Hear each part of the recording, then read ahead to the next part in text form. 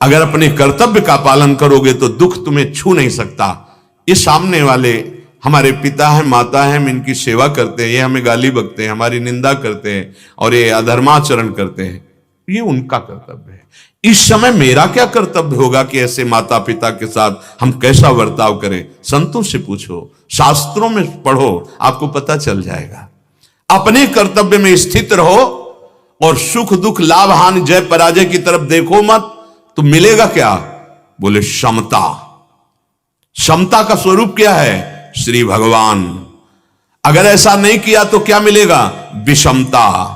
विषमता का स्वरूप क्या है? दुख, अशांति, क्लेश, चिंता, हिंसा, भय होना शुरू हो जाता है। बूढ़े वयोवृद्ध हैं, बुद्धि काम नहीं कर रही और तुम सेवा कर रहे हो, तुम्हारी अवहेलनाओं करते हैं, निंदा करते हैं, तुम उनके कर्तव्य की तरफ देख बैठे, तुम्हारे अंदर क्रोध आ जाएगा, तुम उनका त्याग कर दोगे, तुम उनके विपरीत आचरण करने लगोगे। विषमता, दुख, चिंता, शोक, हिंसा ये तुम्हारे अंदर घर कर जाएगी। हे, समता में जो सुख है उसे भगवदानंद कहते हैं, वो भगवान का सुख है। सम भगवान है, विषम संसार है। अगर मुक्त होना चाहते हो तो कर्तव्य कर्म करो और उसके परिणाम में अपना अधिकार मत रखो कि विजय हो या पराजय हो, लाभ हो या हानि हो, सुख हो या दुख हो, मुझसे इससे कोई मतलब नहीं। मुझे अपने कर्तव्य का पालन, ये कोई सत्संगी ही कर सकता है, दूसरा नहीं कर सकता। कर्म दो प्रकार के होते हैं, सकाम और निष्काम। दोनों भावों से कर्तव्य का पालन हो सकता है, पर सकाम भाव वाला सावधान रहे, क्योंकि निष्काम वाले को तो कोई चाह है नहीं। महाप्रभु हरिवंश चंद्र जी इसी प्रेम प्राप्ति के लिए कह रहे, सब सो हित निष्काम मति, श्री वृंदावन विश्राम, श्री राधा वल्लभ लाल को हृदय ध्यान मुख नाम। ए उपासक, यदि तू प्रेम रस में डूबना चाहता है तो सबसे प्रीति कर। कैसी प्रीति? निष्काम। ये ममता में नहीं हो सकती। ममता में सकामता रहेगी, राग रहेगा, अनुकूलता की मांग रहेगी। इसलिए ममता विषय संबंधियों में प्रीति करो। प्रीति, प्रीति अंतर में विराजमान भगवान को देख करके निष्काम भाव रखते हुए। बोले कैसे हो गए? तो बहुत कठिन है। बोले वृंदावन का आश्रय ले लो, रसिकों का संग करो, राधा वल्लभ लाल का नाम जप करो, मुख में उनका ध्यान करो, अभी आपके अंदर प्रीति और निष्कामता दोनों की बाढ़ आ जाएगी। कोई चाह नहीं रह जाएगी। भजन नहीं किया, नहीं आ पाएगी, नहीं आ पाएगी। हम किसी को पानी पिलाते हैं तो भी आशा रहती है कि कभी देखे तो ऐसे कहे, धन्यवाद आपने पानी पिलाया। नहीं, ये पानी पिलाना ठीक नहीं रहा। हम धन्यवाद की चाह नहीं रखते। हमारे अहोभाग्य कि इस रूप में भगवान ने आके जल सेवा स्वीकार की। ये मुक्त होने वाला मार्ग है, ये अध्यात्म मार्ग है, ये लौकिक मार्ग नहीं है। श्री भगवान कह रहे हैं, यदि आप सकामता पूर्वक कार्य कर रहे हैं तो सावधान रहें। अपने कर्तव्य में आलस्य ना आने पावे, प्रमाद ना आने पावे। बिल्कुल वो क्या कर रहा है इसके प्रति दृष्टि ना जाए, क्योंकि वो सेव्य है। बड़ा मुश्किल है ये कार्य, तभी तो मुक्त होना कठिन काज। पहला मुक्त होने के लिए सांख्य योग का वर्णन किया। कर्तव्य कर्म करना ही है, इसलिए भगवान ने व्यवहार का वर्णन किया। सब निंदा करेंगे तेरी। फिर भगवान अब एक समयोग का वर्णन कर रहे हैं कि अगर तुम कर्तव्य कर्म करते हुए सम हो गए तो यही कर्तव्य कर्म तुम्हें मोक्ष प्रदान कर देगा। और निष्काम भाव से जो, तो उसको तो बांध ही नहीं सकता कोई।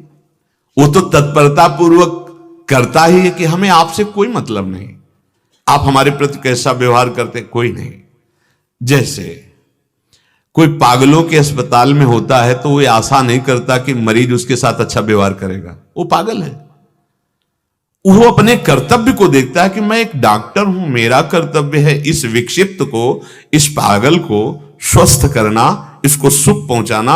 यद्यपि वो गाली बकेगा, हो सकता है अगर हाथ छूट जाए तो पीट भी दे, वो सब कुछ सहेगा, लेकिन वो प्रतिकूल व्यवहार नहीं करेगा। बस ऐसे ही सबको अपने कर्तव्य का पालन करना चाहिए। जब हम कहते हैं माता पिता की सेवा में, बहुत बड़ी बात है, बहुत बड़ी बात है। जब वयोवृद्ध माता पिता तुम्हारे दुख पाएंगे तो उनके अंदर बैठे भगवान है, कैसे तुम सुखी हो सकते हो? तुम्हारे तो भी पुत्र हैं, आगे चलकर तुम्हारे साथ जैसा बोया वैसा व्यवहार आ जाएगा, आप परेशान हो जाएंगे, आपका जीवन अशांत हो जाएगा। कोई कोई तर्क करते हैं कि ऐसे पिता हैं जो ऐसे ऐसे आचरण करते हैं। हमारा आदेश वहां के लिए है जो वृद्ध हैं, जो आप कुछ कर नहीं सकते हैं, उनकी प्राणपन से सेवा करो। यदि वो चल फिर रहे, खा पी रहे और कुछ असत आचरण कर रहे हैं, आप सतोगुण भाव से चलना चाहते हो तो उनमें भगवत भाव करके प्रणाम करो। हाँ, जब उनके शरीर की ऐसी अवस्था हो जाए कि अब वो करने लायक नहीं रहे तो उनके दोष ना देखकर, उनमें भगवान देखकर उनकी सेवा में तत्पर हो जाओ। जो पिता धर्म से विमुख होकर के अपने ही परिवार में ऐसा आचरण जो निंदनीय, कानून व्यवस्था है उसका स्वागत करने के लिए, आप अगर कल्याण चाहते हैं तो धर्म के शब्दों को समझने की कोशिश करें। आज भी पंढरपुर में भगवान विठल जी ऐसे खड़े हैं पुंडरीक जी की माता पिता की सेवा के प्रभाव से। माता पिता साक्षात भगवान का स्वरूप, जिसको जो कर्तव्य मिला है वो भगवान की सेवा है। देखो, सुख और दुख दोनों समान हैं।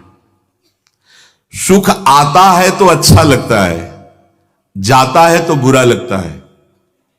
दोनों सुख में दो बातें आई, सुख का आना अच्छा लगता है और जाना बुरा लगता है, और दुख का आना बुरा लगता है और जाना अच्छा लगता है।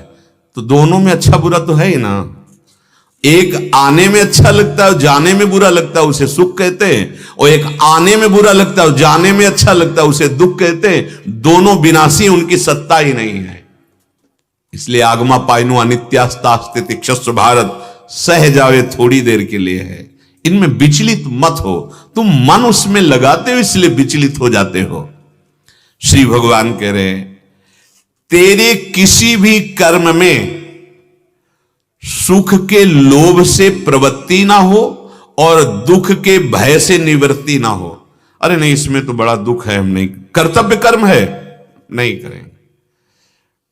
बार बार हम आपसे प्रार्थना करते हैं, जब आप छोटे थे अपनी मां की गोद में हक देते थे, लघु शंका कर देते थे, आप पिता की गोद में लघु शंका कर देते थे, उन्होंने आपको दुलार ही किया है, आपको सजाया है, आपको स्वस्थ किया है। आज उनकी अवस्था ऐसी है कि वो चारपाई पे शौच कर सकते हैं, उनके वस्त्र गंदे हो सकते हैं। अब आपका कर्तव्य आया है, आप अपने कर्तव्य कर्म से विचलित ना हो। आपको जो भी कर्तव्य कर्म मिला है सच्चे मानिए, नाम जप करते हुए, भगवत आश्रित होकर, भगवत समर्पित करते हुए, वही तपस्या बन जाएगी, वही आपकी पूजा बन जाएगी, वही भगवत प्राप्ति का योग प्रदान कर देगी। किसी भी कर्म को सुख लोभ से न करो।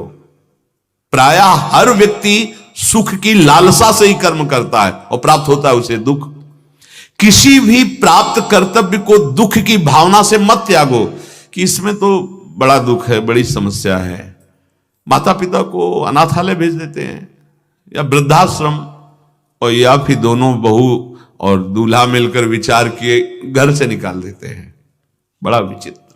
अब इस विषय पर मतलब बार बार इसलिए बोल रहे कि हमारी नई समाज इस बात को नहीं समझ रही। अपने माता पिता के हृदय मंदिर में विराजमान भगवान की सेवा कर लो। वयोवृद्धों की सेवा करना साक्षात भगवान की सेवा है। मंदिर में गए, तुम दर्शन किए, घर के माता पिता भूखे हैं या ऐसी अवस्था में हैं कि उनको आपको जरूरत है, वो हृदय मंदिर में विराजमान, वहां भगवान देख रहे हैं।